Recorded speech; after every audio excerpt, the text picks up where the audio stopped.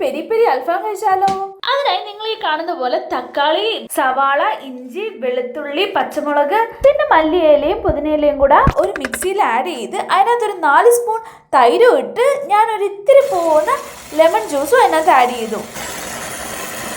അത് നല്ലതുപോലെ ഒരു പേസ്റ്റ് രൂപത്തിൽ അരച്ചെടുക്കണം. അതിനുശേഷം നിങ്ങൾ 2 സ്പൂൺ മുളക് പൊടി ആഡ് ചെയ്യണം, 1/2 സ്പൂൺ മഞ്ഞൾപ്പൊടി ആഡ് ചെയ്യണം, 1 സ്പൂൺ മല്ലിപ്പൊടി ആഡ് ചെയ്യണം, പിന്നെ ഇച്ചിരി പോലും ഗരം മസാല, പിന്നെ 1 സ്പൂൺ കുരുമുളക് പൊടിയും കൂടെ ആഡ് ചെയ്യണം. നെക്സ്റ്റ് നമ്മൾ ഒരിത്തിരി ഓയിൽ ആഡ് ചെയ്യും. നമ്മളെ കയ്യിലിരിക്കുന്ന ഓയിൽ ഇത്രയും കട്ടിയാണ് ഇവിടെ. നിങ്ങളുടെ കയ്യിൽ സൺഫ്ലവർ ഓയിൽ ഉണ്ടെങ്കിൽ അത്രയും നല്ലത്. അതിനുശേഷം സോൾട്ട് ആഡ് ചെയ്യുക. അതിനുശേഷം ഈ ചിക്കൻ നല്ല രീതിയിൽ അതിൽ മുക്കി ഒരു മിനിമം 45 മിനിറ്റ് വെച്ചേക്കണം. അഥവാ നിങ്ങൾക്ക് ഓവനായിട്ട് വെക്കാൻ പറ്റുമോ അത്രയും നല്ലത്.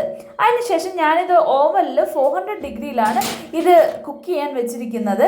ഇതിൻ്റെ ഒരു ഇൻറ്റേർണൽ ഹീറ്റ് 165 ആയപ്പോൾ ഞാൻ എടുത്തു. അടിപൊളി പെരി പെരി അൽഫാം.